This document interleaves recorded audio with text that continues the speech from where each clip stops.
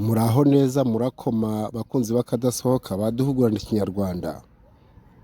Reka mbagwe ibyano bakunzi b'akadasohoka bari i Rwanda, abari hakurya y'inkiko z'u Rwanda ndetse n'ibwota amasimbi. Nk'uko bisanzwe rero nabateguriye uyu munsi ikiganiro nanone kigiye kwibanda ku imigani 10 buri munsi mbagezaho, imigani umuntu akoresha mu mvugo ndetse no mu nyandiko kugira ngo ashyigikire igitekerezo. Rero mbahaye ikaze kandi nifuza ko mwazajya mukoresha iyi migani aho mudasobanukiwe, mukadusiganuza aho umuntu yandika ibitekerezo.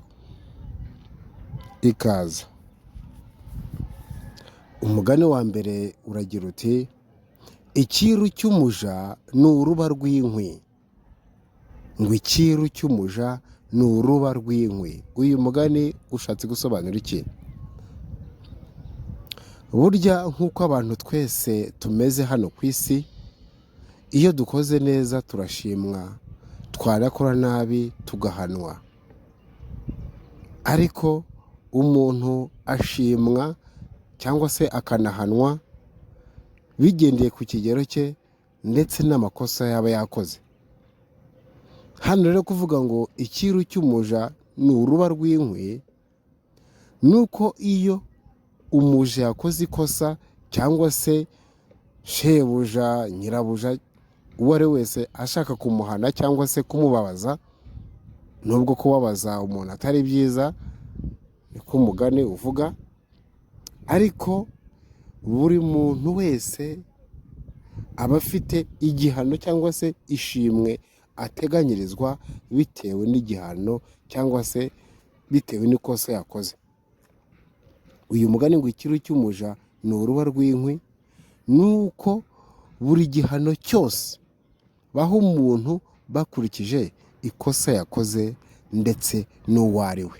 Rero umuja kumuha uruba rw'inkwi, niba agiye gutashya bakamukorera nk'imitwaro nk'ibiri ikavamo umuba, ariho bise ngo ni uruba, bashatse kugaragaza ko ari inkwi nyinshi cyane zikoze umuba cyangwa se umutwaro munini cyane umuvuna ku buryo no gutambuka intambwe 2-3 agenda adandabirana. Ahangaha umuja aba ahanwe cyane, no mu mutima we yumva koko igihano bamuhaye cyangwa se uwo murimo bamuhaye ahita awufata nk'igihano. Nubwo umuntu yabikora arimo ajijisha cyangwa se yamuhannye mu bwenge, uhanwe ahita amenya igihano bamuhaye cyangwa se ahita amenya icyo ari cyo yazize, akamenya ko ibyo bamuhaye bimunanije gukora ari igihano. Rero kuvuga ngo icyiru cy'umuja ni uruba rw'inkwi, uba ushaka kugaragaza ko kuri buri muntu uko ameze bitewe n'ikosa yakoze, igihano cye kiba gihari. Umugani wa kabiri uragira uti: icyo imbwa yahebye ibona barya umunyu igasohoka. Ngo icyo imbwa yahebye ibona barya umunyu igasohoka. Ibi bishatse kuvuga iki? Mu buzima hari igihe dukurikirana akaryoshye cyangwa se twaba tukaza ahantu tukagakurikirana, ariko iyo uhirozonze cyangwa se ukahataratamba inshuro zirenganwe, izo nshuro ndwi zose nta kintu ubona, uraheba. Ariko ntibikubuze gukomeza umutsi, ukomeza ushakisha cya kintu ushaka. Hano uyu mugani ushatse gusobanura ko nta mpamvu yo gutegereza, nta cyizere ufite cyo kubona ikintu ushaka. Ngo icyo imbwa yahebye ibona barya umunyu igasohoka. Niba yari yiteze amayezi ahantu cyangwa se amagufwa, ugasanga baririra umunyu, cyangwa se yanabona n'umuntu asohotse nayo igahita iturumbuka, ahangaha ntabwo iba yarekuye, iba ishaka kugira ngo nibura ishake ko cya kintu yifuzaga yakigeraho. ariko uyu mugani ukavuga ngo burya ntabwo utegereza ikintu nta cyizere cyacyo ufite, ngo icyo imbwa yahebye ibona barya umunyu igasohoka. Umugani wa gatatu uragira uti icyo mu nda kiruta icyo mu nkono, ngo icyo mu nda kiruta icyo mu nkono. Uyu mugani ushatse kuvuga iki? Uyu mugani nigeze kubacira ubushize ko burya icyo umuntu yemereye undi muntu,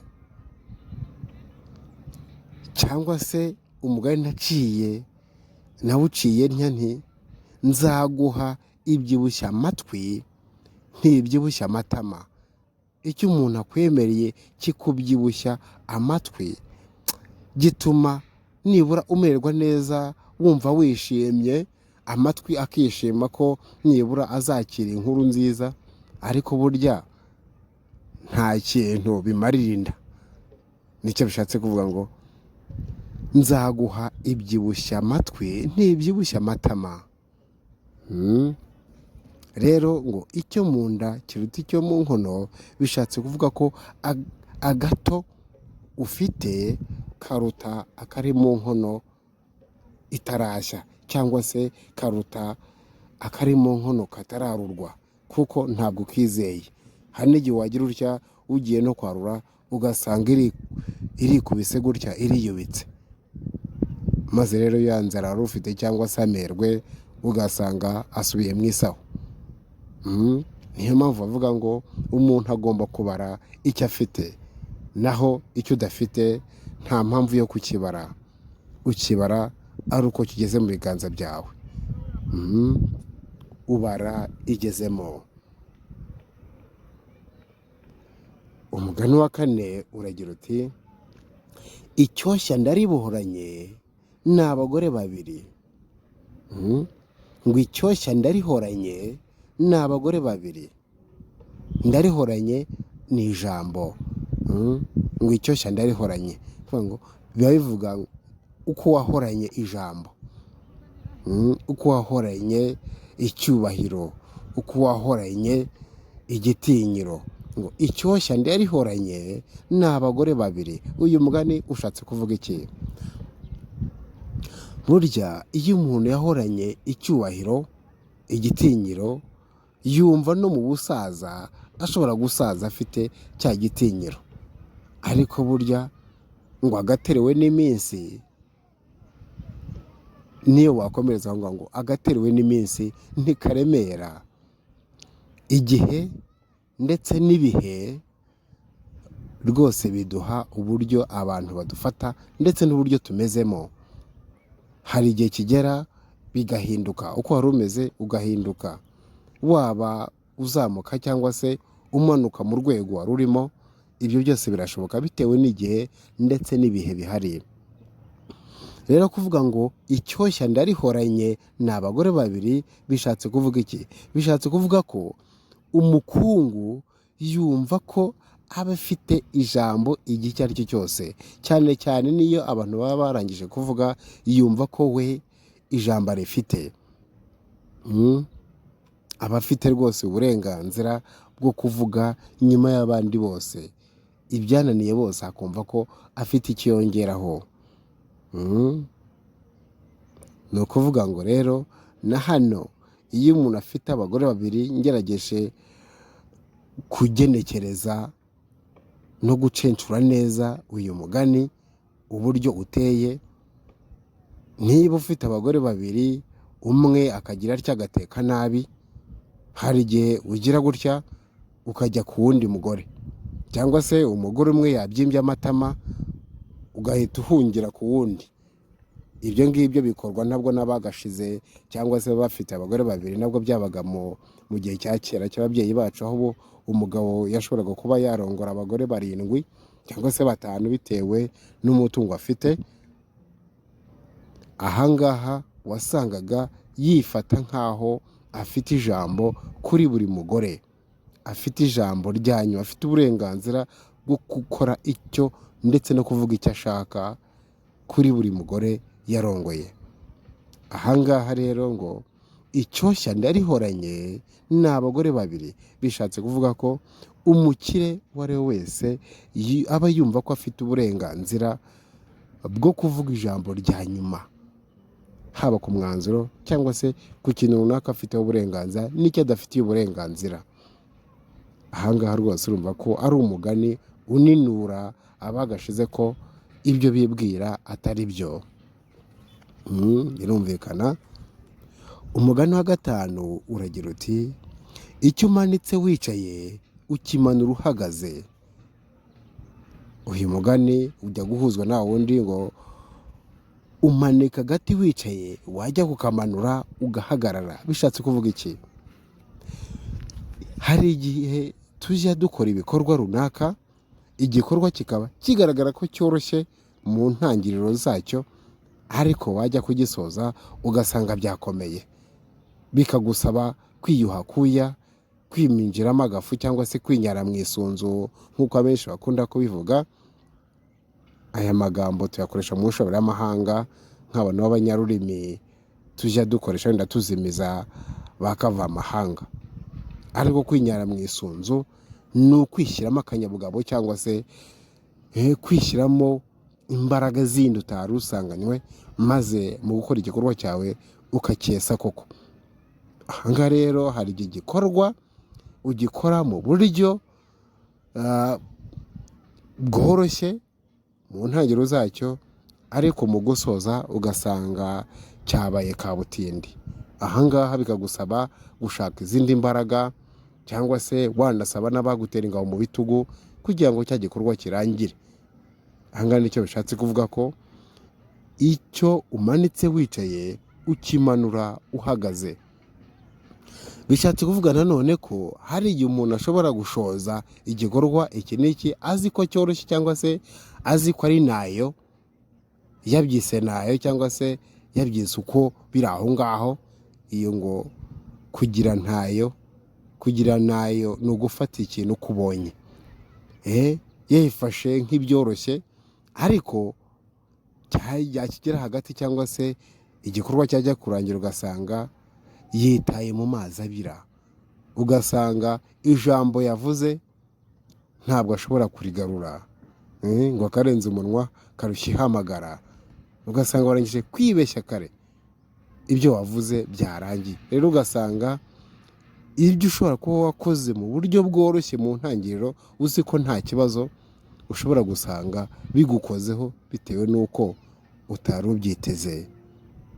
Ngo icyo umanitse wicaye ukimanura uhagaze. Umuntu yasobanura uwo mugani muri izi nyito ebyiri.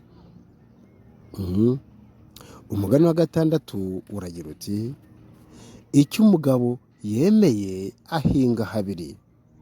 Ngo icyo umugabo yemeye ahinga habiri. Bishatse kuvuga iki?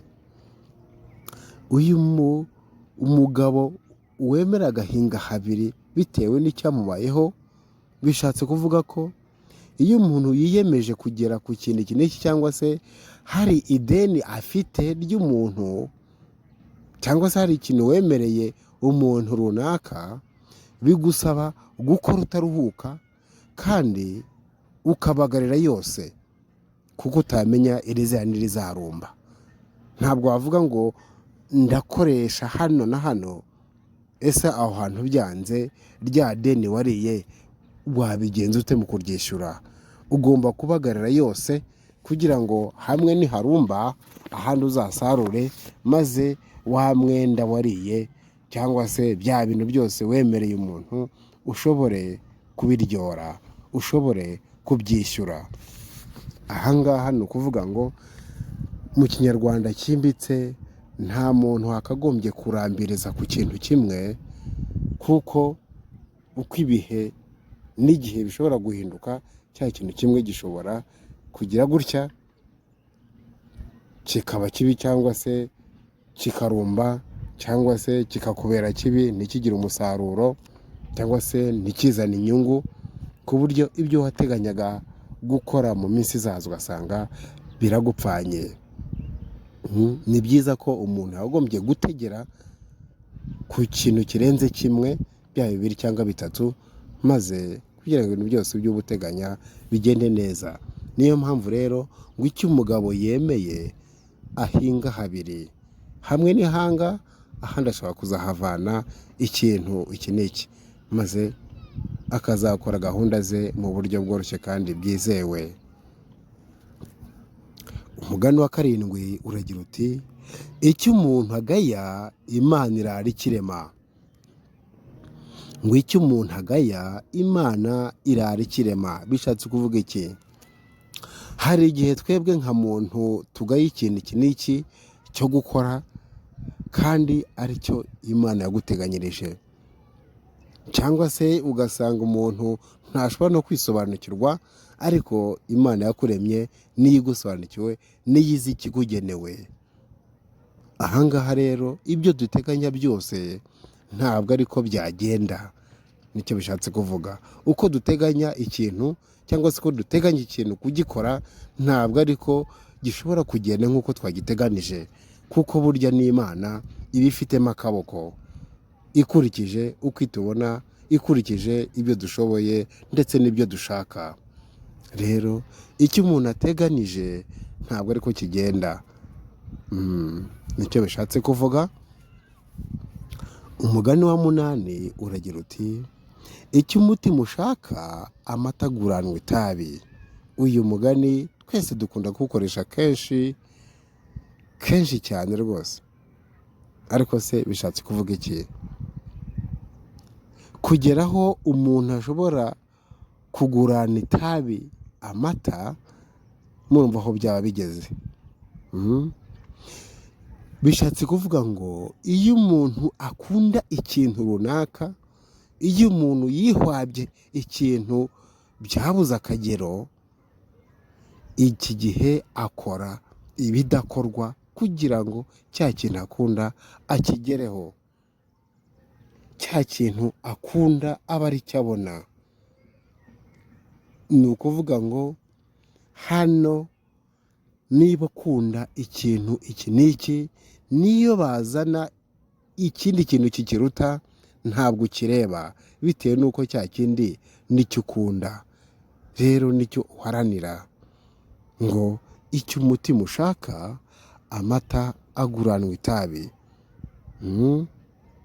Rwose iyo ukunda ikintu byabuze akagero, ugomba gukora ibishoboka byose kugira ngo abe ari cyo ukora, abe ari cyo kigushimisha, abe ari cyo ushyiraho umutima n'ubwonko, maze koko wa mutima wawe usubira impembero. Umutima wawe wishime ko ukoze ikintu ukunda, ubonye ikintu wishimira. Umugani wa 9 uragira uti icyo umutima ushaka rugondo ntihigima. Ngo icyo umutima ushaka rugondo ntihigima. Ibi bishatse kuvuga iki? Rugondo ni ya nzoka ujya gutya ugasanga irajorora bitewe wenda n'uburyo bimeze mu nda, bitewe n'ibyo wayigaburiye idashaka cyangwa se itishimiye. Rero ngo iyo rugondo ntihigima mu gihe wayihaye icyo umutima ushaka. Bishatse kuvuga iki? Niba koko hari ibintu ukunda kandi ukaba wabibonye, ahangaha nta kubyimba amatama, nta guhindura isura, nta no kubabara, ahubwo usanga mu maso heyutse, mu maso wishimye hakeye, kuko burya ubonye icyo umutima ushaka n'icyo ubwonko bwumvaga bwishimiye. Rero iyo umutima ubonye ikintu wifuzaga ushaka, iki gihe nta mpamvu yo kwivumbura cyangwa se ngo hagire ubundi buryo waba ushaka ikindi kintu kiruta icyo ngicyo. Oya, ahubwo ahangaha nta jambo wongeraho, ahubwo ufata igihe ukishimira cya kintu ubonye umutima washakaga. Icyo bishatse kuvuga. Umugani wa 10 ari wo wa nyuma uragira uti icyo upfa n'indyarya ugira uti cyenda undeke. reka ngusubiremo, ngo icyo upfa n'indyarya ugira uti cyenda undeke. Icyo upfa n'indyarya ugira uti cyende undeke. Bishatse kuvuga iki? Burya indyarya uko zitwara kose mu bantu, abantu twese ntabwo twabaho tumeze kimwe. Hari umuntu uba uvugisha ukuri, n'undi ubeshya, n'undi ubeshyabeshya atari no kubeshya gusa, ugasanga akoresha amacenga menshi uko muhuye cyangwa se n'uko mukoranye. Ariko baravuga ngo iyo mugiranye ikibazo kandi uzi koko ari wa muntu witwara kwa kundi witwara buryarya, icyo gihe uhita umuharira, ahubwo wowe ukikomereza ibyawe. Ngo ntabwo ari byiza, nta n'icyo bimaze kwirwa uterana amagambo n'umuntu w'indyarya, n'umuntu budahuje. Nicyo bishatse kuvuga. Iyo udahuje n'umuntu nta mpamvu yo kwirwa uterana nawe amagambo ku kintu iki n'iki, ahubwo urakimuharira ukikomereza inzira yawe. Uyu mugani nicyo ushatse kuvuga, ngo icyo upfa n'indyarya ugira uti cyenda undeke. Ahangaha rero niho dusoreje ikiganiro cyacu, ikiganiro kibanze ku migani 10 isobanuye ku buryo umuntu amenya aho yakoresha umugani uyu n'uyu ndetse n'igihe yawukoresha. Maze rero tukaba tubifuriza ko mwazajya muyikoresha mu gushyigikira ingingo zanyu, haba ari mu mvugo ndetse n'inyandiko, ku buryo umuntu rwose bamubenguka buhanga. Ngaho rero mukomeze mugire amahoro n'amahore aho muri hose, kandi dukomeza kugira imbaraga n'imbaduko mu byo dukora. Mwari kumwe na Ntakirutimana Alexandre.